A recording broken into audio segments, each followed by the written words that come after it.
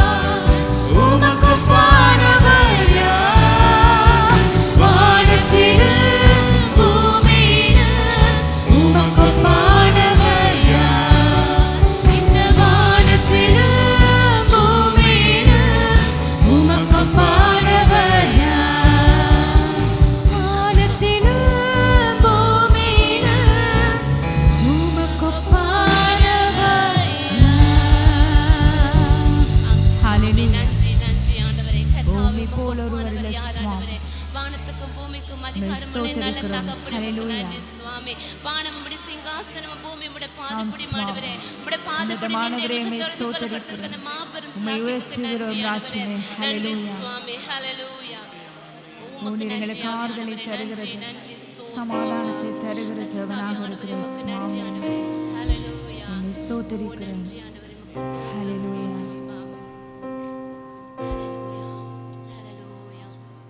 அப்பா உமக்கு நன்றி ஆண்டவரே. ஹல்லேலூயா ஹல்லேலூயா சுவாமி. அப்பா எங்கள் ஒவ்வொருவருக்கும் நீங்க ரட்சிப்பு என்கிறதை கொடுத்திருக்கிறீங்க ஆண்டவரே. ரட்சிப்பை கொடுத்திருக்கத்தவனுக்கு நான் நன்றி செலுத்துகிறேன் ஆண்டவரே. அப்பா எத்தனையோ கோடி கோடி கணக்கான ஜனங்கள் மத்தியிலே ஆண்டவரே, அப்பா நீங்க எங்களை தெரிந்தெடுத்திருக்கிறதுக்காக நாங்க நன்றி செலுத்துகிறோம் ஆண்டவரே. ஹல்லேலூயா ஹல்லேலூயா ஆண்டவரே. இன்றைக்கு எங்களுக்கு அந்த விடுதலை கொடுத்திருக்கிறீங்க, அந்த சமாதானத்தை கொடுத்திருக்கிறீங்க ஆண்டவரே. என் மகனே என் மகளேன்னு சொல்லி எங்களை பேரை சொல்லி அழைத்திருக்கிறீங்க ஆவியானவரே. அப்பா நாங்க உமக்கு நன்றி செலுத்துகிறோம் ஆவியானவரே. நன்றி ஆவியானவரே. ஹல்லேலூயா ஹல்லேலூயா. எனக்காக மரித்தீர் ஆண்டவரே, எனக்காக மீண்டும் உயிர்த்தீர் ஆண்டவரே. என் குடும்பத்துக்காக, என் சந்நிதிக்காக, எங்கள் தலைமுறைக்காக ஆண்டவரே. அப்பா இதோ அந்த வேளையில் நாங்கள் நன்றியோடு கூட துதிக்கிறோம். எனக்காக எங்களுக்காக பலியான என் தேவனை நோக்கி நாங்கள் நன்றி செலுத்துகிறோம் ஆண்டவரே. ஹல்லேலூயா ஹல்லேலூயா. ஸ்தோத்திரம் ஸ்தோத்திரம் ஆவியானவரே. ஹல்லேலூயா. பாடுவோம் இந்த இடத்துல ஜெபத்தோடு கூட பாடுவோம். ஆமென். ஜெபத்தோடு கூட பாடுவோம். ஆமென். உணர்ந்தவர்களாக நாங்க பாடுவோம் எல்லாருமே. சுவாமி எப்போதும் நினைத்தால் ஓ ஆண்டவரே எண்ணி பார்ப்போமா நாங்க. ஆமென். கல்வாரி அன்பை என்னிடம் வரை கண்கள் கலங்கிடுதே. கர்த்தாவும் பாடுகள் எப்போதும் நினைத்தால் நெஞ்சம்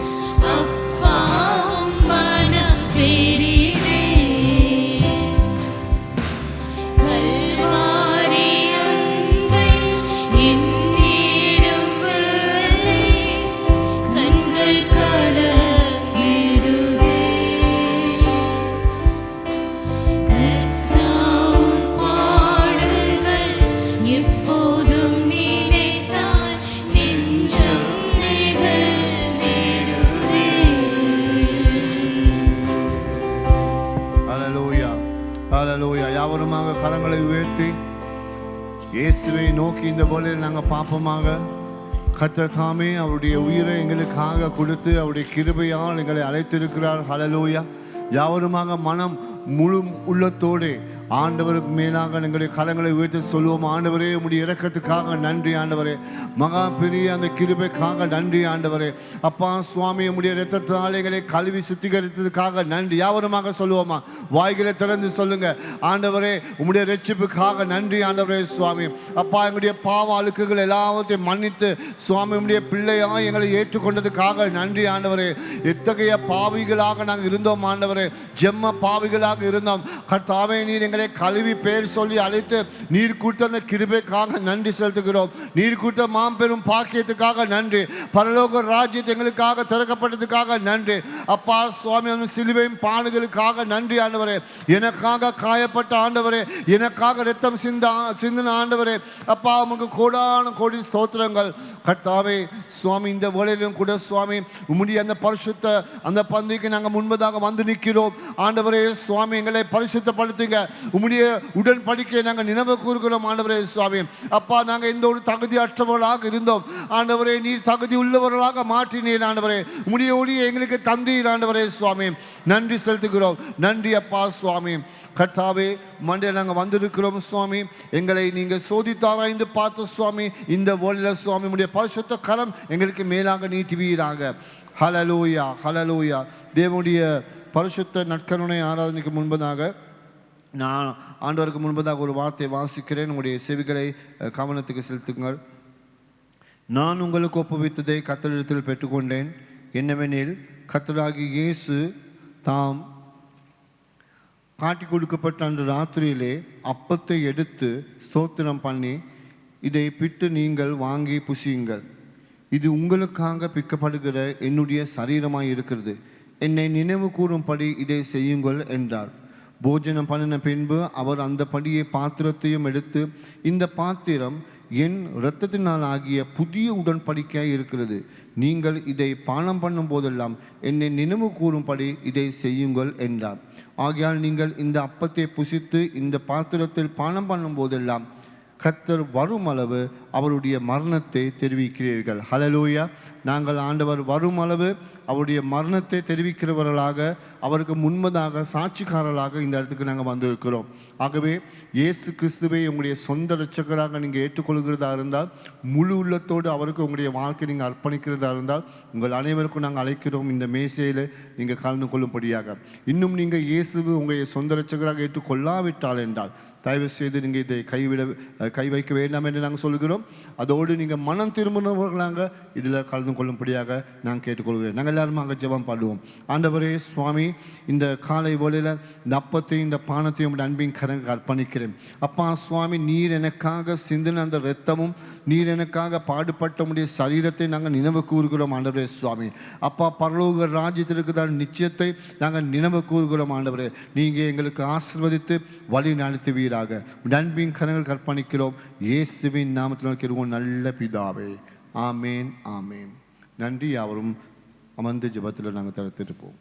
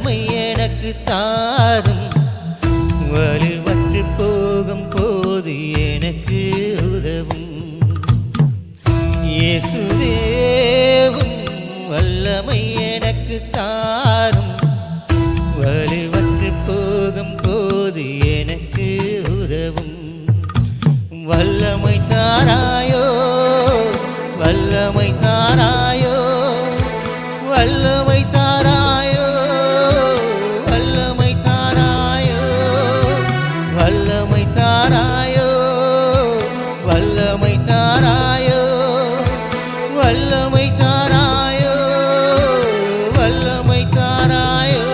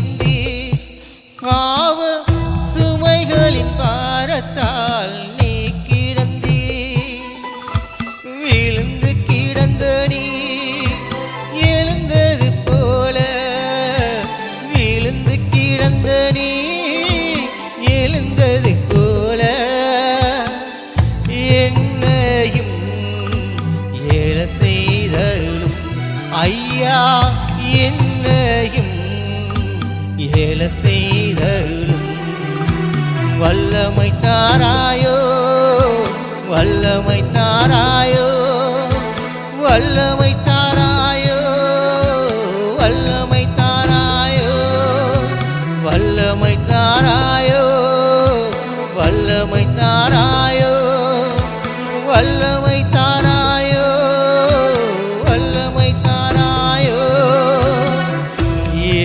இயேசுவேவும் வல்லமை எனக்கு தாரும் வலுவற்று போகும் போது எனக்கு உதவும் இயேசுவேவும் வல்லமை எனக்கு தாரும் வலுவற்று போகும் போது எனக்கு உதவும்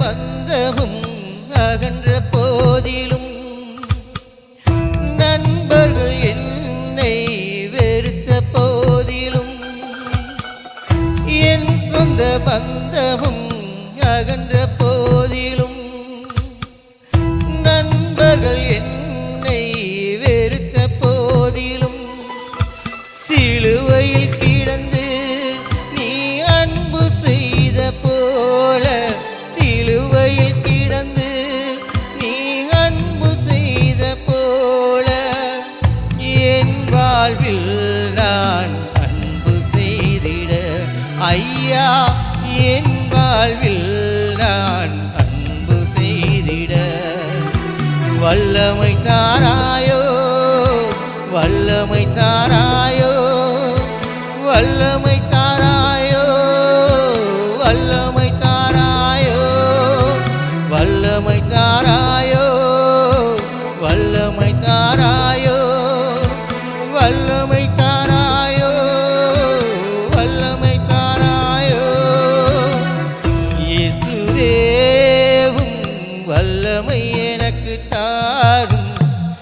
வலுவற்று போகும் போது எனக்கு உதவும் இயேசுவேவும் வல்லமை எனக்கு தாரும் வலுவற்று போகும் போது எனக்கு உதவும் வல்லமை தாராயோ வல்லமை தாராயோ வல்லமை தாராயோ வல்லமை தாராயோ வல்லமை தாராயோ வல்லமை தாராயோ வல்லமை தாராயோ வல்லமை தாராயோ.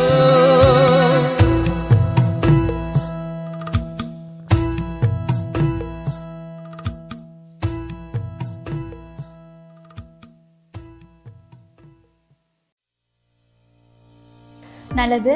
உங்கள் ஒவ்வொருவரையும் இயேசு கிறிஸ்துவின் இனிதான நாமத்தினாலே வாழ்த்தி வரவேற்கிறேன். எம்முடைய இணையதளத்திற்குள்ளாக நடைபெறுகிற ஆராதனைகள் தமிழ் ஆராதனை காலை 7 மணிக்கும், சிங்கள ஆராதனை காலை 8:30க்கும், ஆங்கில ஆராதனை 10 மணிக்கும் நடைபெறுகிறது. அதே போலவே நேரிலே சபைக்கு வந்து தேவனை தொழுது கொள்ள விரும்புவீர்களானால் கிருளப்பனையில் இருக்கிற கல்வாரி சபையிலே நீங்கள் எங்களோடு கூட இணைந்து கலந்து கொள்ள முடியும். அங்கு நடைபெறுகிற ஆராதனைகள் தமிழ் ஆராதனை காலை 7 மணிக்கும், சிங்கள ஆராதனை காலை 10:30க்கும், ஆங்கில ஆராதனை காலை 10 மணிக்கும் நடைபெறுகிறது. அதே போல் இணையதளத்தினூடாக உங்களால் எங்களோடு கலந்து கொள்ள முடியாவிட்டால் வாட்ஸ்அப் ஊடாக ஆடியோக்களை கேட்டு நீங்கள் தேவனை துதிக்க முடியும். ஆகவே திரையிலே காணப்படுகிற இந்த எண்ணிற்கு உங்களது பெயரையும் உங்களது தொலைபேசி இலக்கத்தையும் நீங்கள் அனுப்புவீர்களானால் எங்களால் முடியும். ஆராதனை ஆடியோக்களை உங்களுக்கு அனுப்பி வைக்க நீங்கள் அதில் கேட்டு தேவனை ஆராதிக்க முடியும். அதே போலவே உங்களுக்கு ஜெப தேவைகள் எதுவும் தேவையாயின், ஆலோசனைகள் தேவையாயின் இந்த வாட்ஸ்அப் இலக்கத்திற்கு உங்களால் அழைக்க முடியும். எம்முடைய ஊழியர்கள் உங்களுக்காக ஜெபிக்கவும் ஆலோசனைகள் அளிக்கவும் ஆயத்தமாக இருக்கிறார்கள். அதே போலவே இப்பொழுது தேவனுடைய வார்த்தையை கேட்பதற்காக நாங்கள் ஆயத்தமாக இருப்போம். ஹல்லேலூயா. ஆண்டவருடைய பரிசுத்த நாமத்துக்கு ஸ்தோத்திரம் உண்டாவதாக. எப்படி இருக்கீங்க? நல்லா இருக்கீங்களா? ஆமென். ஆண்டவருக்கு ஸ்தோத்திரம். அருகில் இருக்குன்னு சொல்லுங்களேன், கர்த்தர் ஜீவனோடு இருக்கிறான்னு சொல்லு. நல்ல ஜீவனோடு சொல்லுங்க, ஆண்டவர் ஜீவனோடு இருக்கிறான்னு சொல்லு. ஹல்லேலூயா. ஆண்டவருடைய சன்னிதானத்துக்கு ஆண்டவருடைய நாமத்தை உயர்த்தத்தக்கதாக நாங்கள் ஒன்றிணைந்திருக்கிறோம். நாங்கள் கடந்த கிழமையில் பரிசுத்த ஆவியானுடைய வருகை குறித்து நாங்கள் சில காரியங்களை, சில வசனங்களை நாங்கள் பார்த்தோம். அது தொடர்ச்சியாக இன்றைய தினத்திலையும் கூட நான் சில வசனங்கள் உங்களுக்கு முன்பதாக தர விரும்புகிறேன். நாங்கள் யோவான் எழுதின சுவிசேஷத்தில் கடந்த கிழமையில் இந்த வார்த்தையை நாங்கள் வாசித்தோம். யோவான் எழுதின சுவிசேஷத்தில் 16ஆம் அதிகாரத்தில், யோவான் எழுதின சுவிசேஷம் 16ஆம் அதிகாரத்தில் 13ஆம் வசனம். எல்லாருமாக நாங்கள் சேர்ந்து நாங்கள் வாசிப்போமாக. சத்திய ஆவியாகிய அவர் வரும்போது சகல சத்தியங்களுக்குள்ளும் உங்களை நடத்துவார். அவர் நம்முடைய சுயமாய் பேசாமல் தாம் கேள்விப்பட்டவைகளை யாவையும் சொல்லி வரப்போகிற காரியங்களை உங்களுக்கு அறிவிப்பார். நாங்கள் ஜெபம் பண்ணுவோமாக. கர்த்தாவே சுவாமி, நாங்கள் இன்று தியானிக்க போகிறதான இந்த வார்த்தை உம்முடைய அன்பின் கரங்களுக்கு அர்ப்பணிக்கிறேன். ஆண்டவரே, நீங்கள் எங்களுக்கு சொல்லுகிறதான வார்த்தை நாங்கள் சரியாக புரிந்து கொண்டு சுவாமி உம்முடைய கரத்துக்கு எங்களை அர்ப்பணித்து இன்னும் ஆழமாக சுவாமி நீங்கள் எதிர்பார்க்கிறதான அந்த ஆவியானவருடைய சித்தத்தை நிறைவேற்றத்தக்கதாக சுவாமி சபையை வழிநடத்தும்படியாக நான் ஜெபிக்கிறேன். ஆண்டவரே அப்பா, இந்த காலை வழியில் யாராகிலும் சுவாமி வாழ்க்கையில் ஒரு வெறுமையான நிலைமையிலையும் ஒரு எதிர்பார்ப்பு இல்லாத நிலைமையில இருக்கிறதா இருந்தால் அந்த சுவாமி அந்த நிலைமையை நீங்கள் மாற்றி இந்த வார்த்தை கூடாக நீங்கள் பலப்படுத்தும்படியாக நான் ஜெபிக்கிறேன். ஆண்டவரே சுவாமி அப்பா, அவனுடைய அன்பின் கரங்க கற்பணிக்கிறேன். இயேசுவின் நாமத்தினால் கேட்கும் நல்ல பிதாவே, ஆமேன் ஆமேன். நன்றி. அவரும் அமர்ந்து கொள்ளுங்களா. கடந்த வாரத்திலே பரிசுத்த ஆவியானவர், அதாவது அவருடைய ஆழ்தன்மை குறித்து நாங்கள் பார்த்தோம். அவர் பூமிக்கு இறங்கினதை குறித்து இந்த வார்த்தை குறித்து நான் உங்களுக்கு சொன்னேன். இங்கே பாருங்கள், 2 காரியங்களை அவர் முன்வைக்கிறார். கடந்த கிழமை நாங்கள் பார்த்தோம், அது 2 காரியங்களை அவர் முன்வைக்கிறார். என்னது சொன்னால் அவர் வந்து இறங்கி செய்கிறதால மிக முக்கியமான ஒரு காரணம் என்னன்னு சொன்னால் வசனத்துக்குள்ளாக எங்களை வழிநடத்துகிறார். சத்திய வசனத்திற்குள்ளாக வழிநடத்துகிறார். அதோடு இங்கே சொல்லப்பட்டிருக்குது, அவர் தன்னுடைய சுயமாய் பேசாமல், அதாவது அவரை குறித்து அவர் பேசுகிறதா இருந்தால் அப்படி பேசாமல், தன்னை குறித்து சுயமாய் அவர் பேசாமல் தான் கேள்விப்பட்ட காரியங்கள், அதாவது இதுவரை அவர் கேள்விப்பட்ட காரியங்களையும் வரப்போகிறதான காரியங்களை குறித்து அவர் எங்களுக்கு அறிவிப்பார் என்று சொல்லப்பட்டிருக்கிறது.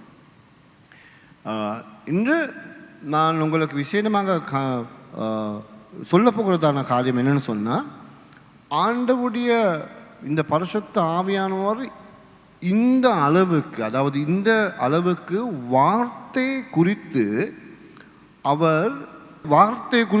எங்களுக்கு காமிக்க இருக்கதான முக்கியத்துவத்தை குறித்து தான் உங்களுக்கு நான் பேச விரும்புகிறேன்.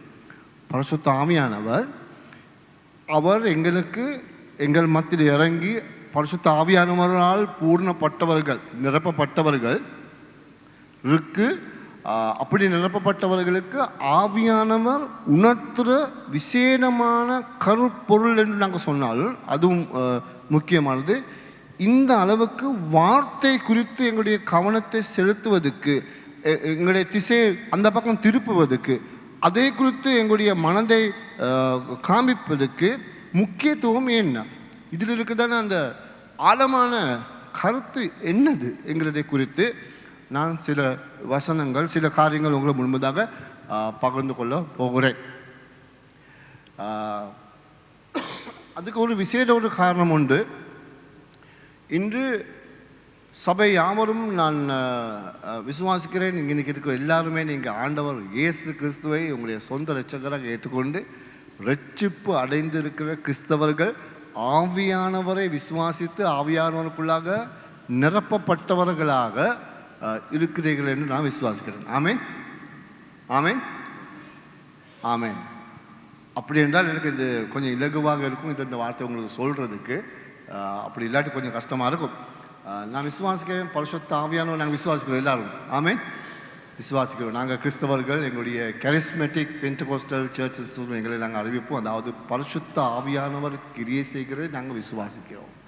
பரிசுத்த ஆவியானவர் அற்புதங்கள் அதிசயங்கள் எங்கள் மத்தியில் செய்கிறார், அதை நாங்கள் எல்லாரும் நம்புகிறோம். ஆமேன், அப்படி தானே நாங்கள் எல்லாரும் நம்புகிறோம்.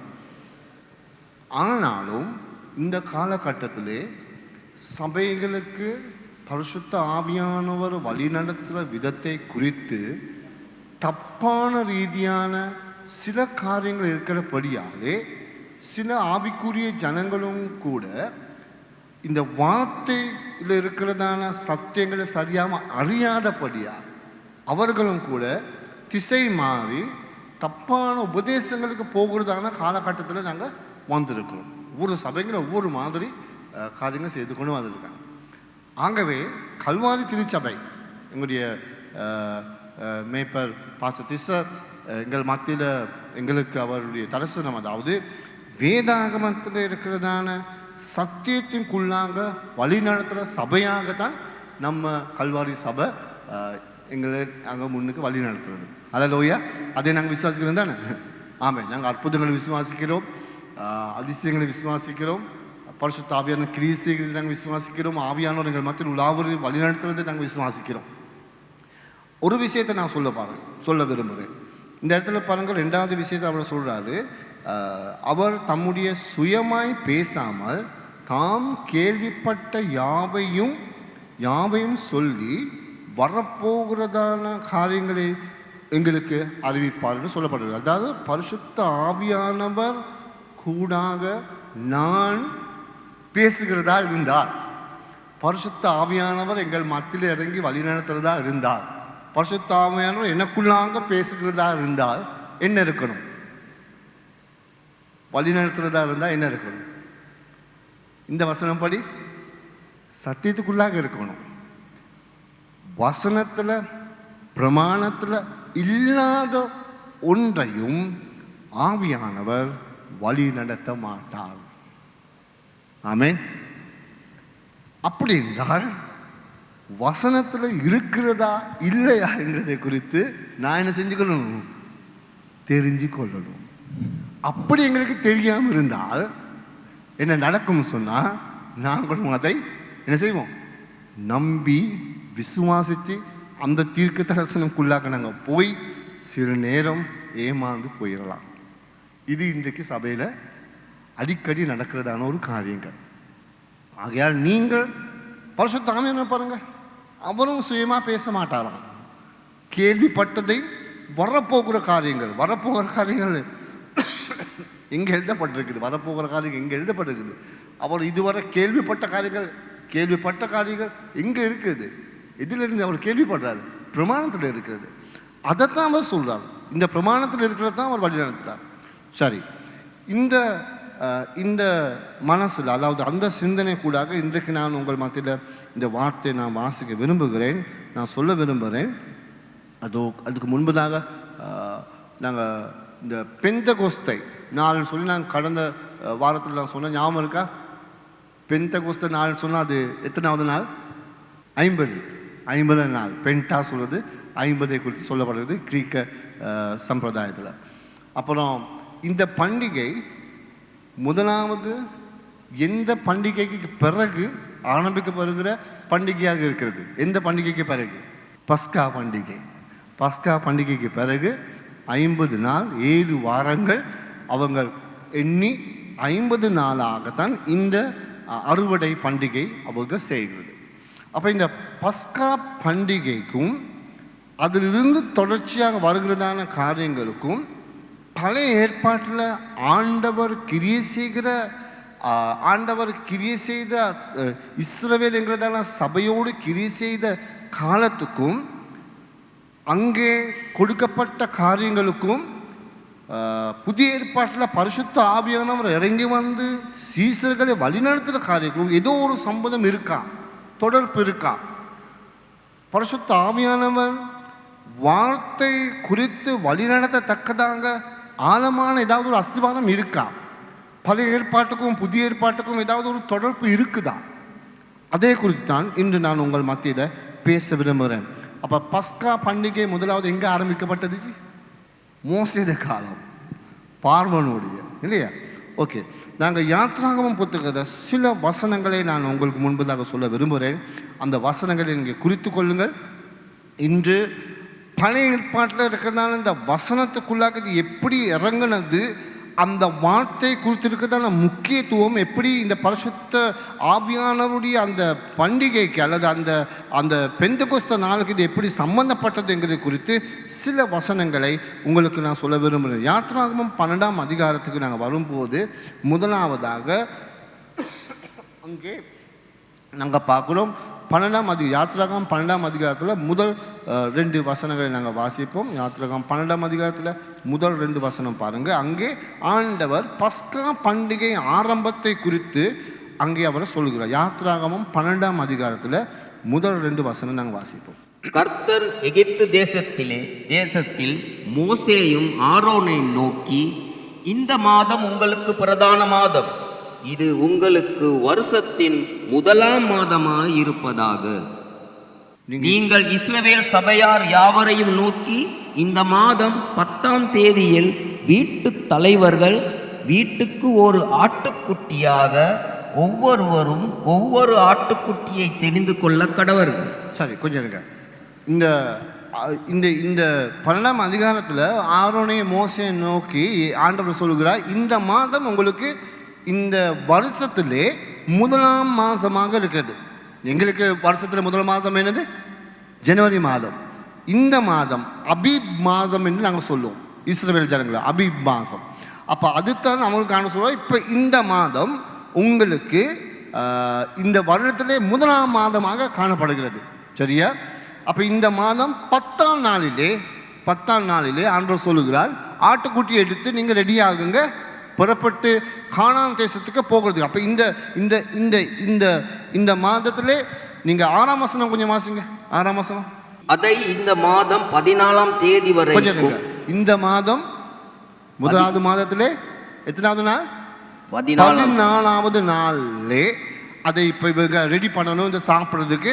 அப்போ இந்த இடத்துல நீங்கள் வாசிங்க, அங்கே அவங்க புறப்பட்டு போகத்தக்கதான அந்த காரியத்தை குறித்து எப்படி அங்கே அவங்க போகணும்னு சொல்லி ஆண்டவர் அவங்களுக்கு சொல்கிறார். 31ஆம் வசனத்துக்கு நாங்கள் வருவோம். 12ஆம் அதிகாரத்தில் 31ஆம் வசனம். ராத்திரியிலே அவன் மோசேயையும் ஆரோனையும் அழைப்பித்து, நீங்களும் இஸ்ரவேல் புத்திரரும் எழுந்து என் ஜனங்களை விட்டு புறப்பட்டு போய் நீங்கள் சொன்னபடியே கர்த்தருக்கு ஆராதனை செய்யுங்கள். அப்போ பார்வோன் தீவிரமாய் சகதியாக அவனை அழைத்து சொல்கிறார், நீங்கள் இந்த இப்போ எலும்பி நீங்கள் புறப்பட்டு போங்க, நீங்கள் சொன்னீங்க தானே உங்களுடைய கர்த்தருக்கு ஆராதனை செய்ய வேணும்னு சொல்லி உங்களுடைய ஜனங்களை அழைத்து கொண்டு நீங்கள் சீக்கிரமாக போங்க.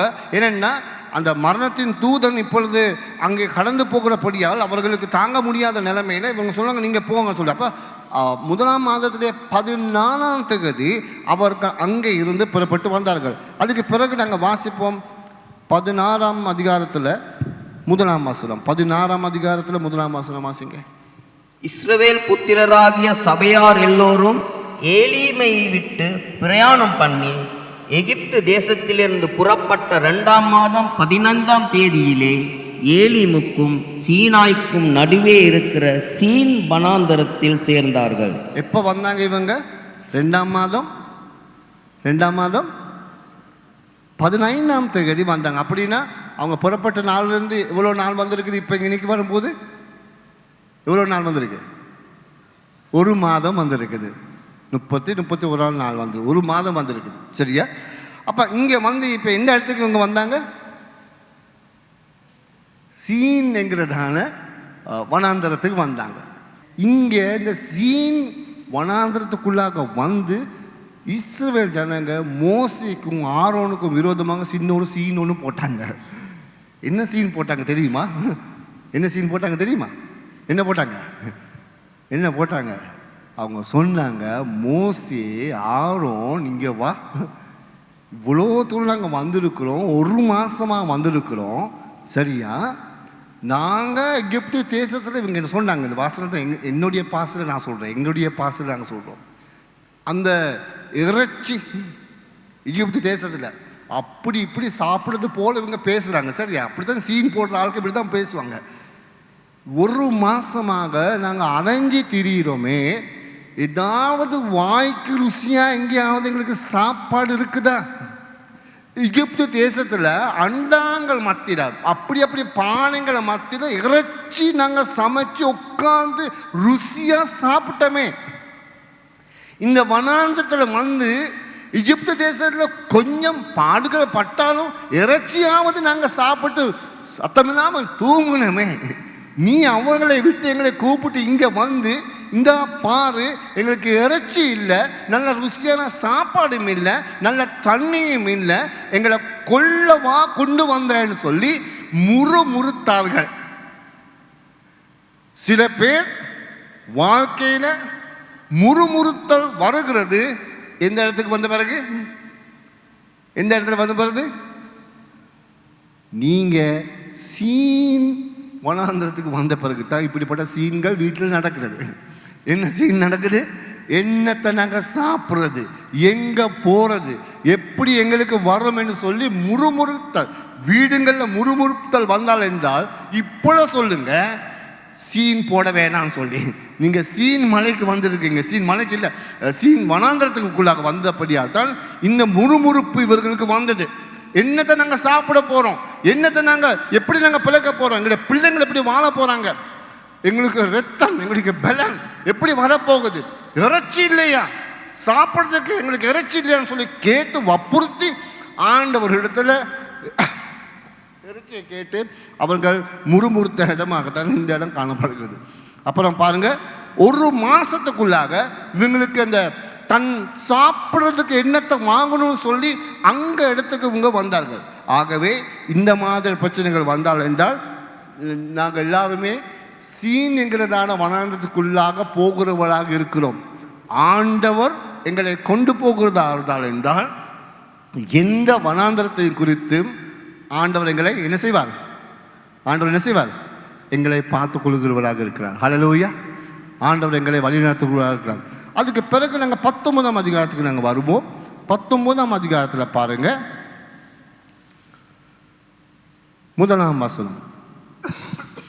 இஸ்ரவேல் புத்திரர் எகிப்து தேசத்திலிருந்து புறப்பட்ட 3ஆம் மாதம் 1ஆம் நாளிலே கொஞ்சம் இருங்க.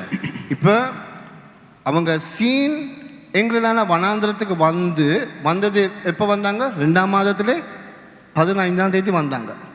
அப்படி என்றால் 1ஆம் மாதம் 3ஆம் மாதம் 1ஆம் நாளிலே அவங்க எங்கே வந்தாங்க? சீனாய் மலை அண்டையில் வந்தாங்க. சரியா? சீனாய் மலை அண்டைக்கு வந்தாங்க. சீன் வனாந்திரத்திலிருந்து சீனாய் மலைக்கு வந்துட்டாங்க. அப்போ பாருங்க, 15ஆம் தேதி 2ஆம் மாதம் 15ஆம் தேதி அங்கனைக்கு சீன் வனாந்திரத்துக்குள்ளாக வந்தால் 1 மாதம் ஆகுது. 3ஆம் மாதத்துல 1ஆம் நாள் வந்தால் எத்தனை நாள் தாண்டி வந்திருக்காங்க? 14 நாள் தாண்டி வந்திருக்காங்க. சரியா? அப்போ 2 வாரம்.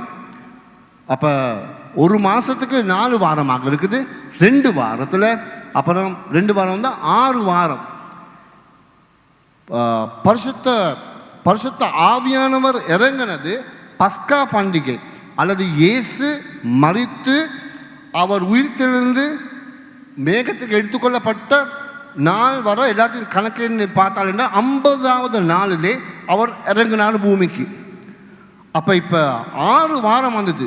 இந்த 1ஆம் வாரத்தில் கொஞ்சம் வாசிங்க, நீங்கள் இப்போ திருப்பி வாசிங்க.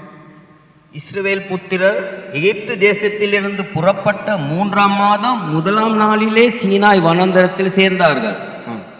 அவர்கள் ரெவிதீமிலிருந்து பிரயாணம் பண்ணி சீனாய் வனாந்தரத்தில் சேர்ந்து அந்த வனாந்தரத்தில் பாளையம் இறங்கினார்கள். இஸ்ரவேலர் அங்கே மலைக்கு எதிராக பாளையம் இறங்கினார்கள். இந்த மலைக்கு இவர்கள் அப்படின்றால் இப்போ 6 வாரங்களுக்கு பிறகு 7ஆவது வாரத்துக்கு இவங்க வந்தார்கள். 7ஆவது வாரம் என்று சொன்னால் அங்கே 1ஆவது வாரம் நாங்கள் பார்க்கோம். 1ஆவது வாரமும் இந்த 3ஆம் மாதத்தில் 1ஆவது வாரம் வந்தால் 7 வாரங்களாக ஆகுது. 7 வாரங்கள் சொன்னால் 49 நாளாக ஆகுது. அப்போ 49 நாள் அங்கே வந்தால் என்றால் இங்கே பார்க்குறோம். இங்கே சரியாக பார்த்தால் என்றால் இந்த சீனாய் மலையில் ஆண்டவர் இப்பொழுது ஜனங்கள் மத்தியில் இறங்கி போகிறதான இறங்க வரத்தக்கதாக மோசே கிட்டத்தட்ட ஒரு 8 தடவை போல சீனாய் மலைக்கு அவன் போயிட்டு இறங்கி போனான் என்று இந்த இந்த இந்த இந்த 19ஆம் அதிகாரத்தில் நீங்கள் வாசித்தா உங்களுக்கு காணக்கூடியதாக இருக்குது. அப்புறம் ஆண்டவர் இந்த மலையில் நான் யோசிக்கிறேன், மோசைக்கு ஒரு அழைப்பு கொடுத்தாரு, வந்து என்னை சந்தின்னு சொல்லி. எதுக்காக ஆண்டவர் அங்கே சந்திக்க சொன்னார்? நீங்கள் வாசித்தார் என்றால் 18ஆம் வசனம் கொஞ்சம் வாசிங்க பார்ப்போம். 18ஆம் வசனம் 19ஆம் அதிகாரம் 18. கர்த்தர் சீனாய் மலையின் மேல் அக்கினியில் இறங்கினபடியால் அது முழுவதும் புகைக்காடாயிருந்தது. அந்த புகை சூளையின் புகையைப் போல எழும்பிற்று. மலை முழுவதும் மிகவும் அதிர்ந்தது. பாருங்க, சீனாய் மலைக்கு ஆண்டவர் எப்படி இறங்கினார்? இப்ப எப்படி இறங்கினார்? அக்கினியாக அவர் சீனாய் மலை மேலே இறங்கினார். அந்த பூமி எல்லாமே அதிர்ச்சியாக இருந்தது. புகையினால் அங்கே நிறையப்பட்டது. சீனாய் மலைக்கு ஆண்டவர் இதுவரை, அதாவது ஆதியாகமம் புஸ்தகத்தில் இருந்து நாங்கள் பார்த்தோம் என்றால் ஆண்டவருடைய படைப்பில் இருந்து மோசே அழைக்கப்பட்ட நாளில் இருந்து இப்பொழுது ஆண்டவர் ஜனங்கள் மத்தியில் இறங்கி சீனாய் மலைக்கு இறங்கி மோசையோடு உறவாடுகிறதான, மோசையோடு கலந்துரையாடுறதான, மோசையோடு பேசுகிறதான, அவருடைய இந்த மலைக்கு மேலாக இறங்கி மோசையோடு இருக்கிற நாள் இந்த நாள் நான் விசுவாசிக்கிறேன். சரியாக பார்த்தால் என்றால் பஸ்கா பண்டிகை, அதாவது எகிப்து தேசத்திலிருந்து வெளியே வந்த, மரணத்திலிருந்து காப்பாற்றப்பட்ட வந்த அந்த நாள் 50ஆவது நாளிலே மலையில் மேலாக அவர் இறங்கி ஜனங்களுக்காக என்னத்தை அவர் அந்த இடத்துல கொடுத்தார். 20ஆம் அதிகாரத்துக்கு நீங்கள் வாசித்தால் என்றால் இது 20ஆம் அதிகாரம் தொடர்ந்து 34ஆம் அதிகாரம் வர அவர் என்னத்தை கொடுக்கிறாரு? என்னத்தை சொன்னார்? என்னத்தை கொடுக்கிறார்? கற்பனை கொடுக்கிறாரு. அவருடைய வார்த்தையை கொடுக்கிறாரு. அவருடைய வார்த்தை குறித்து பாருங்களேன். பரிசுத்த ஆவியானவர் பூமிக்கு இறங்கினதை போலவே இங்க ஒரு அடையாளமாக காணப்படுகிறது. இஸ்ரவேல் ஜனங்கள் மத்தியில தேவன் அக்கினியாக ஒரு ஆவியாக ஒரு அடையாளமாக இறங்கி ஜனங்களோடு தொடர்பிலே முதலாவதாக இதுவரை அவங்க பாசையை பேசினார்கள், மொழியை பேசினார்கள், ஆனால் அந்த பாசை எழுதவில்லை. இதுவரை யாரும் எழுதவில்லை. ஹீப்ரு மொழியில் அவங்க பேசினார்கள், ஆனாலும் எழுதவில்லை. இப்பொழுது இஸ்ரவேல் ஜனங்களுக்கு ஒரு ஜாதியாக ஒரு பாசை எழுத்து மூலமாக கர்த்தர் ஆண்டவர் அந்த மலையில இருந்து அவராலே, அவருடைய விரலாலே, அவருடைய கரத்தினாலே எழுதப்பட்ட வார்த்தை, இவருடைய பேசுகிறதான வார்த்தை குறித்து பேசுகிறதான பாசை மூலமாக எழுதுகிறாரு, எழுதி அவர்களுக்கு கொடுக்கிறாரு. இந்த வார்த்தை அங்கே இறங்கினது காரணம். இதுக்கு பிறகுதான் இந்த வார்த்தை குறித்து நீங்க வாசிக்கிறதா இருந்தால் 34ஆம் அதிகாரத்தில் நாங்கள் 34ஆம் அதிகாரத்துக்கு நீங்க 22ஆம் வசனத்தை நீங்க வாசித்தால் என்றால் அங்கே தான் எழுதப்பட்டிருக்குது. அதை நாங்கள் வாசிப்போமா? 34ஆம் அதிகாரம் 22ஆம் வசனம் கொஞ்சம் வாசிக்க பார்ப்போம்.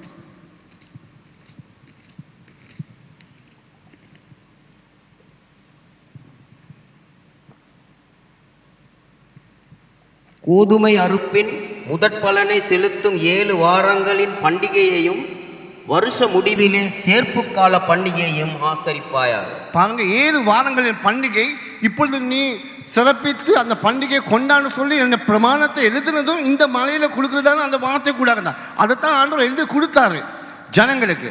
பரிசுத்த ஆவியானவர் இறங்கி, பரிசுத்த ஆவியானவர் புதிய ஏற்பாட்டில் அக்கினி நாவுகள் போல் ஜனங்கள் மத்தியில் ஒரு அடையாளமாக இறங்கி அங்கே ஒரு சூறாவளி காற்று போல் ஒரு சத்தம் உண்டாகி அந்த இடத்துல பிரதான ஒரு அதிர்ச்சியை உண்டாகி இந்த இந்த இந்த இந்த இந்த இடத்துல நடந்த சம்பவத்தை குறித்து நாங்கள் பார்க்குற ஒரு அடையாளம் பூர்வமாக பரிசுத்த ஆவியானவர் இங்கே இறங்குறாரு. சீனாய் மலையில் இறங்கின தேவன் ஜனங்களை வாழ வேண்டிய விதத்தை குறித்து, நீ எதிர்காலம் எப்படி நீ வாழ வேணும், எப்படி நீ உன் வாழ்க்கையில் நீ போக வேணும், உன் தேவனை நீ எப்படி வணங்க வேண்டும் என்கிறது குறித்து அந்த பிரமாணத்தை குறித்து இந்த ஆவியானவர் இறங்கி சத்தியத்துக்குள்ளாக வழி நடத்துவார்னு சொல்லப்பட்டிருக்கிறது. சத்தியம் என்னன்னு சொன்னா, நீ ஆண்டவரோட தொடர்பு கொள்ள வேண்டியது எப்படி, உன் வாழ்க்கை நீ வாழ வேண்டியது எப்படி, உன்னுடைய மனப்பான்மைகள் உன்னுடைய சிந்தனைகள் வளர வேண்டியது எப்படி, கானான் தேசத்துக்கு நீ வந்தால் என்றால் அங்கே நீ காணாடித்து வைத்தால் என்றால் அங்கே நீ வரும்போது அந்நியர்கள் போல ஒரு சிந்தனை மாற வேண்டும்.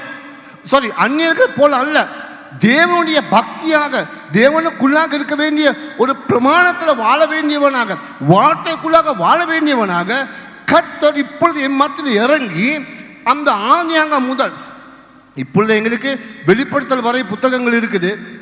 இந்த ஆதியாகமம் முதல் வெளிப்படுத்தல் வரை அவர் எனக்கு உணர்த்துவார்.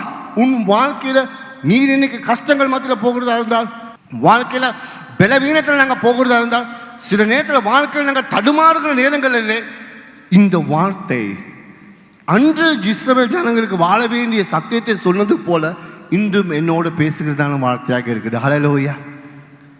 இதுதான் பரிசுத்த ஆவியானவர் எங்கள் மத்தியில் உலாவுகிறது என்று நாங்கள் சொல்லுகிறது. இங்கே பாருங்களேன், இந்த பரிசுத்த ஆவியானவர் சில பேர் யோசிக்கிறது பரிசுத்த ஆவியானவர் எனக்குள்ளாக இறங்கினால் என்றால் நான் அதிசயமாக காரியங்கள், ஆச்சரியமான காரியங்கள், அற்புதமான காரியங்களுக்குள்ளாக வழி நடத்துவார் என்று சொல்லி வழி நடத்துவார், இல்லைன்னு நான் சொல்லல. ஆனாலும் அதை பார்க்கிலும் தேவ ஜனங்களே, தேவ பிள்ளைகளே, பெரியோர்களே, முதியோர்களே, வாலிபர்களே, உங்களுக்கு நான் சொல்ல வேண்டிய முக்கியமான கருத்து என்னன்னு சொன்னால், தேவன் முக்கியமாக வார்த்தைக்குள்ளாக எங்களை வழி நடத்துகிறவராக இருக்கிறார். ஹல்லேலூயா, ஆமென். இந்த சத்தியத்தை பாருங்களேன், இது எப்படி பொருந்தது, இது எப்படி இன்னைக்கு ஒப்பிட்டு நாங்கள் பார்த்தோம், இது எப்படி நடக்கிறது.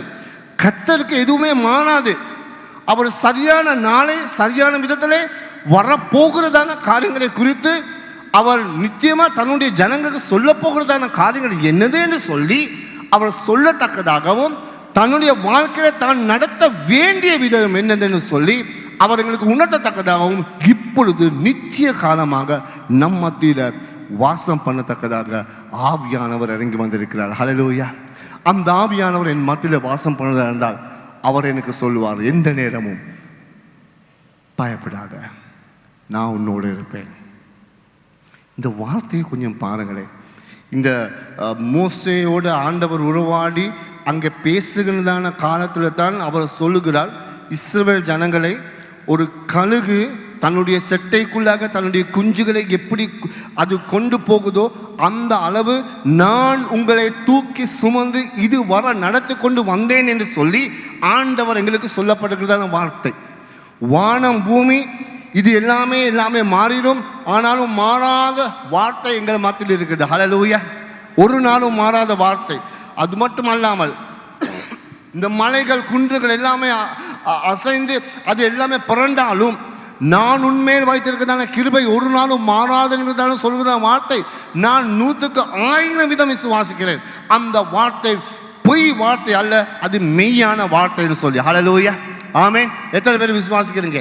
இன்று நீங்கள் சில நேரத்தில் வாழ்க்கையில் கலங்கி போனவர்களாக, வாழ்க்கையில் எதிர்பார்ப்பு உடைஞ்சவர்களாக, வாழ்க்கையில் ஐயோ நான் ஏன் தான் வாழ்கிறேன்னு சொல்லி நீங்கள் சில நேரம் சிந்திக்கிறதான நேரத்தில் ஏன் நான் வாழணும், ஏன் நான் ஜீவிக்கிறேன், இது எனக்கு வேணுமா, சாவு எனக்கு நல்லோன்னு சொல்லி சில நேரம் நீங்கள் இந்த இடத்துல அமர்ந்திருந்து ஆண்டவரை பார்த்து ஜெபித்தாலும், ஆண்டவருக்குள்ளாக வந்தாலும், கல்வாரி திருச்சபைக்குள்ளாக வந்தாலும் கூட நீங்கள் அப்படி ஒரு சிந்தனைக்குள்ளாக இருக்கலாம். ஆனால் அது எல்லாவற்றுக்கும் பார்க்கிறோம் மேன்மையான உயிர் கொடுக்கிற ஜீவன் கொடுக்கிற வார்த்தை கர்த்தர் எனக்கு கொடுத்திருக்கிறார். ஹல்லேலூயா.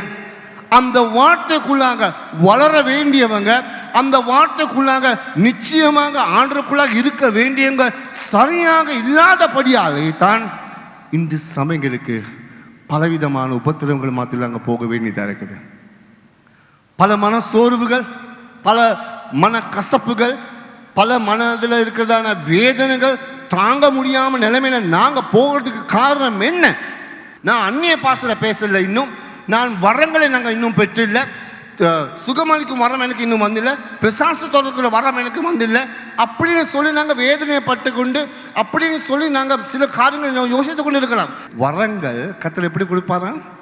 அவருடைய சித்தம் படி ஒவ்வொருத்தருக்கு ஆண்டவர் கொடுப்பார். ஹல்லேலூயா. ஏற்கனவே ஆவியானவர் இறங்கின பிறகுதான் நாங்கள் எல்லாமே பிறந்தது. அப்படி என்றால் ஆவியானவர் ஏற்கனவே எங்களுக்கு என்ன செஞ்சிட்டாரு? வரங்கள் கொடுத்துட்டாரு. இன்னைக்கு நாங்கள் கேட்கறது என்னது? ஸ்கூலுக்கு போகிற பிள்ளை, நம்ம பசங்க ஸ்கூலுக்கு போயிட்டு அம்மா எனக்கு பேக் வேணும், அம்மா எனக்கு கேப் வேணும். இப்போ ஏன் இவன் கேட்குறான் இந்த கேப்பு, ஏன் இந்த பேக்கை கேட்குறான், அந்த ஷூவை ஏன் கேட்குறான், அது எனக்கு வேணும் சொல்லி ஏன் கேட்குறான்? இப்போ அவனுக்கு தெரியாது அவன் ஏன் கேட்டான்னு சொல்லி, அவனுக்கு கேட்டால் அவனுக்கே தெரியாது ஏன்னா நான் கேட்டேன்னு சொல்லி. ஏன் நீங்கள் கேட்டீங்க? அது வேணும், இது வேணும், அந்த டால் வேணும், பொம்பளை பிள்ளைங்க எது வேணும், அது வேணும், ஏன் கேட்டோம்? இன்னொருத்தன் போட்டுக்கிட்டு வந்துட்டானே. வரங்களும் இப்படியே தான், சின்ன புள்ளாட்டம் தான் நாங்களும். உனக்கு தானே கெப்பு நான் கொடுத்துட்டேனே, உனக்கு ஏன் திருப்பி இன்னொரு கெப் இல்லை இன்னொருத்தன் போட்டுருக்கான், அவன் பயன்படுத்துறான். பாருங்களேன், அவன் ஹீலிங் மினிஸ்ட்ரி, இதை பாருங்க கிஃப்ட் மினிஸ்ட்ரி, இந்த பவர் மினிஸ்ட்ரி, இங்கே பாருங்களேன் ஹோலி ஸ்பிரிட், அங்கே தான் அனாயிண்டிங். எனக்கு இல்லையாப்பா, பிசாசுகளை கண்டா ஆண்டவர் சொன்னார் பிசாசுகள் நடுங்கன்னு சொல்லி. இந்த பிசாசை நாங்கள் கண்டா நாங்கள் தான் நடுங்கணும். ஐயா எப்படி ஐயா, ஐயோ என்னமோ சில நேரத்தில் நான் பிசாசு ஒன்று குழம்பிருக்கு, வா கொஞ்சம் நாங்கள் ஜெபம் பண்ண சொன்னோம், என்னமோ சுடு தண்ணியை பிடிச்ச மாதிரி தான். ஐயோ எங்களுக்கு எல்லாம் ஏனாது, எங்களுக்கு எல்லாம் வரங்கள் இல்லை. ஏன் இல்லை? கொடுத்து இருக்கிறத பயன்படுத்த மாட்டேங்கிறோம். இன்னொருத்தன் பயன்படுத்துறத கேட்டு பேராசை, வேற ஒன்றும் இல்லை, பேராசை அது வேணும். ஏற்கனவே கர்த்தர் எங்களுக்கு கொடுத்துட்டார், கொடுக்க வேண்டியது. ஹல்லேலூயா. அது வார்த்தையில் இருக்கு, அதை பயன்படுத்துவோம். ஆமென், ஆமென். சீக்கிரமா நான் வாரேன். அப்புறம் இந்த வார்த்தை நீங்கள் இங்கே அந்த வார்த்தை கொடுக்கப்பட்ட நாளிலிருந்து யாத்திராகமம் 20ஆம் அதிகாரம் தொடர்ந்து 32ஆம் அதிகாரம் வர இந்த வார்த்தை ஆண்டவர் கொடுத்து கொண்டு பேசிக்கொண்டு இருக்கிறார். சரியா? பேசிக்கொண்டு இந்த கதையை நான் சொல்கிறேன் சீக்கிரமாக. 32ஆம் அதிகாரத்துக்கு நீங்கள் வந்தாலும் யாத்திராகமம் 32ஆம் அதிகாரத்தில் நான் இப்படி ஒரு கேள்வி கேட்டால், முதலாவது 10 கட்டளை உடைத்த மனிதன் யார்? 10 கற்பனை உடைச்ச மனிதன் 10 உடைச்சிட்டான். யார் உடைச்சது? 10 கற்பனை 10 ஒரே நேரத்தில் உடைச்சிட்டான் ஒருத்தன். யாரு? மோசே. ஏன் உடைச்சாரு? இஸ்ரவேல் ஜனங்க என்ன செய்தாங்க? என்ன நான் கதையை சொல்றேன். இங்க ஆண்டவர் பாருங்களேன், எவ்வளோ அன்பா, எவ்வளோ அவருக்கு மேல் இருந்த அன்பா பாருங்க எப்படின்னு சொல்லி அவர் முதலாவது யாத்திராகமம் 20ஆம் அதிகாரத்தில் முதலாவது கற்பனை என்னது யாருக்கு தெரியும்? முதலாவது கற்பனை? வானத்திலும் பூமியிலும் என்னை தவிர வேறொரு தெய்வம் உனக்கு வணங்க வேண்டாம். மேலே வானத்திலும் கீழே பூமியிலும் எனக்கு சார்பாக எந்த ஒரு விக்கிரகரையும் நீ உருவாக்க வேண்டாம், வணங்க வேண்டாம். அப்படி நீ செய்கிறதா இருந்தால் என்றால் 3ஆம் 4ஆம் தலைமுறை வரை நான் உனக்கு விசாரணை செய்கிற பழி வாங்குற தெய்வமாக. பழி வாங்குற அந்த நம்ம சொல்கிற பழி அல்ல, அங்கே அவருடைய சுபாவத்தை அவர் சொல்கிறார். நீ என்னுடைய மகன், நீ வேறொரு தெய்வத்தை வணங்கக்கூடாது. இதோ மெய்யான கடவுள் நான், உன்னை கொண்டு வந்தது நான், உன்னை உருவாக்கின நான் அவர் எலோஹீம், நான் உன்னை கொண்டு வந்த தேவன். எனக்கு விரோதமாக எதுவுமே நீ வணங்காம, எந்த ஒரு தெய்வத்தை பின்னால போகாம நீ என் வழியை நம்பி இருந்து சொல்கிறார். ஒரு வைராக்கியமாக அவர் சொல்கிறார். அப்படி நீ தப்பி தவறி போனால் என்றால் 3ஆம் 4ஆம் தலைமுறை வரை நான் அதுக்கு விசாரணை செய்வேன் சொல்லி தேவன் சொல்கிறார். சரியா? அப்போ பாருங்களேன், இங்கே மோசே மேல் இந்த கற்பனை எழுதப்பட்டு கொண்டு இருக்குது. இந்த கற்பனையும் தொடர்ந்து அவர்களுடைய கையாலேயே எழுத கொண்டு, இது நீ சொல்லு, இது வர நான் சொன்ன காரியங்கள் இது தான், இதை நீ சொல்லு, நீ போகிற இடங்களுக்கு போனால் இது தான் உனக்கு பிரமாணம், இது தான் அஸ்திபாரம், நீ எப்படி நடத்த வேண்டும் சொல்லி 32ஆம் அதிகாரத்துக்கு நீங்கள் வரும்பொழுது யாத்திராகாம இங்கே இருக்க ஜனங்கள் எல்லாமே இறங்கி வந்து என்னத்தான் நம்ம செஞ்சாங்க? ஒரு கன்று குட்டியை செய்து அப்படி ஜனங்கள உடனே மோசே போயிட்டாரு, அப்படியே மேகத்துக்கு மேலே போயிட்டாரு போல, யாரும் இல்லைன்னு சொல்லி நாங்கள் என்ன செய்யுது? எங்களுக்கு தெய்வத்தை வணங்க வேணும்னு சொல்லி இந்த பாருங்க எந்த அளவு என்ன இதுக்கு சொல்லலாம்? இந்த ஜனங்களை பார்த்து என்ன சொல்லலாம் சொல்லுங்க பார்ப்போம். எப்படி நான் சொல்றது? இன்றும் நாங்கள் அப்படித்தான். ஏன் சொன்னால் நாங்கள் நினைச்சு பார்க்கறதை நடக்காமல் இருந்தால் என்றால் நாங்கள் எங்களுக்கு ஒரு தெய்வத்தை நாங்கள் உண்டு பண்ணி கொள்வோம். வார்த்தை எவ்வளோ தான் சொன்னாலும் கூட, அது பணமாக இருக்கலாம், அது வசதியாக இருக்கலாம், எங்களுக்கு ஆசை, எங்களுக்கு இருக்க பேராசைப்படி நாங்கள் ஒரு தெய்வத்தை உண்டு பண்ணிக்கொள்வோம். அது பொண்ணாக இருக்கலாம், தங்கமாக இருக்கலாம், பலனாக இருக்கலாம், அதிகாரமாக இருக்கலாம், சுயபலமாக இருக்கலாம், சுய ஆசையாக இருக்கலாம், சுய இச்சையாக இருக்கலாம். எனக்கு தேவையான தெய்வத்தை நான் உண்டு பண்ணி, இதோ என்னை காப்பாற்றுற தெய்வம், இதோ என்னை வழிநடத்துகிற தெய்வம் சொல்லி அதுக்கு பின்னால் போய் அதுக்கு அடிமையாக நாங்கள் இருப்போம். இதுதான் இன்னைக்கு நடக்குது.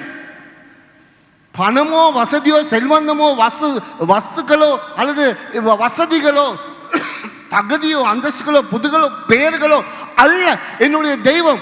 என்னுடைய தேவன் யார்? இஸ்ரவேல் தெய்வன், என்னை படைத்த தேவன், என்னை உருவாக்குனவர், என்னை இதுவரை வழிநடத்தினவர். அவர் மலையில பேசி கொண்டு இருக்கிறாரு. இந்த ஜனங்கள் கூத்து கொண்டாடுறாங்க. என்ன செய்தாரு? மோசேக்காரர் தட்டி சொல்றாரு, போ, சீக்கிரமா போய் பாரு. அவங்க என்ன மறுதளிச்சு என்னமோ ஒரு கண்டுக்குட்டியை செய்து என்ன வணங்கி கொண்டிருக்காங்க. இன்றைக்கும் ஆண்டவர் சொல்றார், மோசே அல்லது பரிசுத்த ஆவியானவர் எங்களுக்கு உணர்த்துறார், சொல்லுங்க, நீங்க வணங்குறது, நீங்க போகிற பாதை சரியில்லை, நீங்க உங்களுடைய திசை, உங்களுடைய எண்ணங்கள் சரியில்லை, உங்களுடைய உள்ளம் சரியில்லை. யார் உணர்த்துறது? ஆவியானவர் உணர்த்துறாரு. என்னோட இது பேசுகிற ஆவியானவர் உணர்த்துறாரு. நீ போகிறதான வழி அல்ல, உண்மையான வழி, சத்தியமான வழி இது இல்லை. உண்மையில எனக்கு நிறைய கதைங்களுக்கு சொல்றதுக்கு 32ஆம் அதிகாரத்தில் 28ஆம் வசனம் பாருங்க என்ன நடந்ததுன்னு சொல்லி. 32ஆம் அதிகாரம் 28ஆம் வசனம். லேவியின் புத்திரர் மோசே சொன்னபடியே செய்தார்கள். அந்நாளில் ஜனங்களில் ஏறக்குறைய 3000 பேர் விழுந்தார்கள். இங்கே இதை நான் இந்த கன்செப்டை கொண்டு வரேன் சீக்கிரமா. காரணம் பாருங்க, ஏன் 3000 பேர் செத்தாங்க? 3000 பேர் வார்த்தை உடைச்சாங்க, வார்த்தை கீழ்ப்படியவில்லை. 3000 பேர் சீக்கிரமாக வரும் புதிய ஏற்பாட்டுக்கு. பேதுரு அங்கே எழும்பி நின்று தேவனுடைய வார்த்தைய பரிசுத்த ஆவியானவர் தன்மையில் இறங்கின பிறகு வார்த்தையால் உணர்த்தப்பட்டவராக வார்த்தை குறித்து ஜனங்களுக்கு அறிவிக்கிறார். வார்த்தை உள்ளாக நீங்கள் அப்போஸ்தலர் 2ஆம் அதிகாரத்தில் 37ஆம் வசனத்தை நீங்கள் வாசித்தால் குற்றப்பட்ட உள்ளத்தோடு ஜனங்கள் வந்து மோசேண்டில் மண்டாடி கீழே விழுந்து மனம் திரும்பி தன்னுடைய வாழ்க்கையில் இயேசுவை ஏற்றுக்கொண்டாங்க. எத்தனை பேர்? 3000 பேர். ஏன் இங்கே 3000? இங்கேயும் ஏன் 3000? இங்கே நியாயப்பிரமாணத்தை உடைக்கிற 3000 செத்தாங்க. அங்கே கீழ்ப்படுகிற 3000 தேவனுடைய சபைக்கு சேர்த்து கொள்ளப்பட்டார்கள். ஹல்லேலூயா, ஹல்லேலூயா. நாம் பரிசுத்த ஆவியானவர் எங்கள் மேல் வாசம் பண்ணுறது சத்தியத்தில் வழி நடத்துவார் என்கிறதை குறித்து, இந்த சத்தியத்துக்கு மாறான சத்தியம் யார் சொன்னாலும் அந்த சத்தியத்தை குறித்து பரிசுத்த ஆவியானவர் எங்கள் மத்தியில் உணர்த்துறதை குறித்து நாங்கள் சரியாக அறியாவிட்டால் பரலோகம் அல்ல நரகம் இருக்கும். அறிந்து கீழ்ப்படிந்தோம் என்றால் நிச்சயமாக பரலோக ராஜ்யத்தில் பரிசுத்த ஆவியானவர் எங்கள் மத்தியிலே கிரியை செய்வார்கள். ஹல்லேலூயா. பிரியமானவர்களே, நாங்கள் பரிசுத்த ஆவியானவர், நான் தொடர்ந்து உங்களுக்கு சொல்ல விரும்புகிறேன், தொடர்ந்து நான் சொல்கிறேன், ஆவியானவரிடத்தில் நிரப்பப்பட்டவர்களாக ஆவேசமாகாமல் உணர்ச்சி வசப்படாமல் அல்லது சபைகள் போகிறதான விதத்தில் போயிட்டு நம்பி போயிட்டு முட்டாள்தனமாக போய் விழாமல் சத்தியத்தில் நிலைத்திருக்க பாருங்கள். சத்தியம் எங்களை விடுதலை செய்யும், சத்தியம் எங்களை மாற்றும். ஹல்லேலூயா. இந்த காலையில் நாங்கள் ஜெபம் பண்ணுவோம். ஆண்டவருக்கு எங்களை அர்ப்பணித்து இதுக்குள்ளாக நீங்கள் வளர்வீங்கன்னு நான் விசுவாசிக்கிறேன். இதுக்குள்ளாக ஆண்டவர் எங்களை போஷித்து வழி நடத்துவார்ன்னு நான் விசுவாசிக்கிறேன். கர்த்தருக்குள்ளாக இருக்கிறதான தீவிரமான பாதைகளிலிருந்து விட்டு விலகி தேவனுக்கு முன்பதாக அவருடைய வார்த்தைக்கு கீழ்ப்படுகிறவர்களாக இந்த காலை வேளையில் எங்களை அர்ப்பணிப்போம். நாங்கள் எழும்பி நின்று தேவனுக்கு எங்களை அர்ப்பணிப்போமாக. ஹல்லேலூயா. ஸ்தோத்திரம் ஆண்டவரே. நன்றி பிதாவே. ஹல்லேலூயா. துதிக்கிறோம் ஆண்டவரே. சுவாமி உம்மை துதிக்கிறோம். ஹல்லேலூயா. எல்லாருமாக கரங்களை உயர்த்தி சொல்லுவோமா? ஆண்டவரே, உம்முடைய பிரசன்னம் எங்கள் மத்தியிலே இறங்குவதாக. அன்று மோசே மேலாக அந்த சீனாய் மலைக்கு மேலாக அந்த உம்முடைய பிரசன்னம் இறங்கினது போல் சுவாமி என் மத்தியிலும் இறங்குவதாக, என் இருதயத்திலும் இறங்குவதாக, என் குடும்ப மத்தியிலும் இறங்குவதாக, என் பிள்ளைகள் மத்தியில் இறங்குவதாக, என் தொழில் செய்கிற இடங்கள் இறங்குவதாக, என் பாடசாலையில் இறங்குவதாக. ஆண்டவரே, என்னுடைய எண்ணங்கள் மத்தியில் இறங்குவதாக சுவாமி. ஓ சுவாமி, கரங்களை உயர்த்தி நாங்கள் எல்லாருமாக வாஞ்சோடு கேட்போமா? ஹல்லேலூயா. அப்பா துதிக்கிறோம் ஆண்டவரே. ஹல்லேலூயா. ஸ்தோத்திரம் ஆண்டவரே. ஹல்லேலூயா.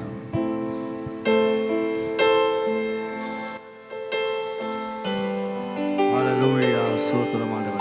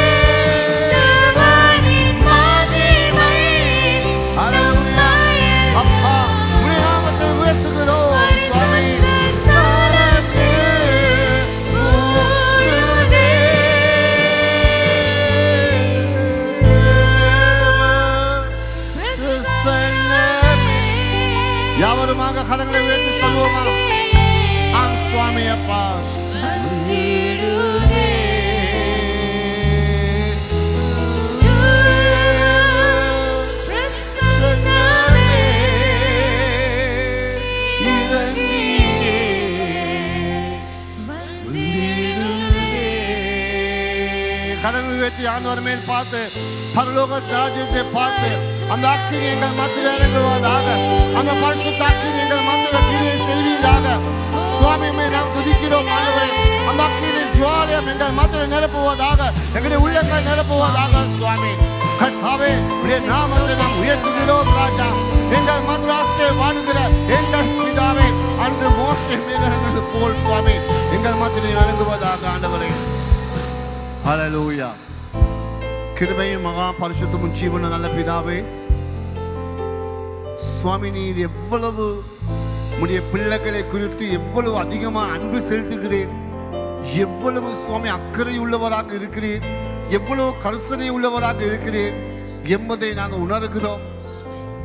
இந்த அளவுக்கு உடைய அன்பு எங்கள் மேல் இறங்குவதற்கு சுவாமி நாங்கள் தகுதி உள்ளவர்களா? நாங்கள் தகுதி அற்றவர்கள் சுவாமி. ஆனாலும் உடைய பெரும் கிருபைக்காக நன்றி செலுத்துகிறோம் ராஜா. அப்பா சுவாமி உண்மை நோக்கி நாங்கள் பார்க்கிறோம். இரக்கம் உள்ளவரே, ஜீவன் உள்ளவரே சுவாமி, உடைய இரக்கமான கரம் ஒவ்வொரு மேலாகவும் இப்பொழுது இறங்குவதாக சுவாமி. உடைய பரிசுத்த கரம் அவர்கள் மேலாக இறங்குவதாக ஆண்டவரே. உடைய வார்த்தையில் இருக்கிற சத்தியங்களை நாங்கள் புரிந்து உள்ளவர்களாக, உணர்ந்து கொள்ளுகிறவர்களாக வாழத்தக்கதான அந்த சத்தியங்களை சுவாமி அனுபவத்துக்குள்ளாக எடுத்துக்கொண்டு சுவாமி நாங்கள் பயன்படுத்தத்தக்கதான ஆசீர்வாதங்களை சுவாமி நீர் எங்களுக்கு தருவீராக ஆண்டவரே. அப்பா உடைய கரம் சபைக்கு மேலாக இருக்கட்டும், வழி நடத்தணும். எந்த ஒரு அந்தகார சக்தியும், எந்த ஒரு நோய் நொடிகளும், எந்த ஒரு பிரச்சனையும் தன்னை தாக்காமல் இருக்கத்தக்கதான ஆசீர்வாதத்தை நீர் வார்த்தை கூட ஒவ்வொருத்தர் மேலாக இறங்கும்படியாக ஜெபிக்கிறேன் ஆண்டவரே. சுவாமி நன்பின் கரங்கள் அர்ப்பணிக்கிறோம் இயேசுவின் நாமத்தில் கேட்டுக்கொண்டு நல்ல பிதாவே. ஆமேன், ஆமேன், ஆமேன். இப்பொழுது தேவனுடைய கிருபையும் குமாரனுடைய அன்பு பாசம் இறக்கமும் பரிசுத்த ஆவியானுடைய வழி நடத்தலும் இன்றும் என்றும் எப்பொழுதும் எங்களோடு இருப்பதாக. ஆமேன்.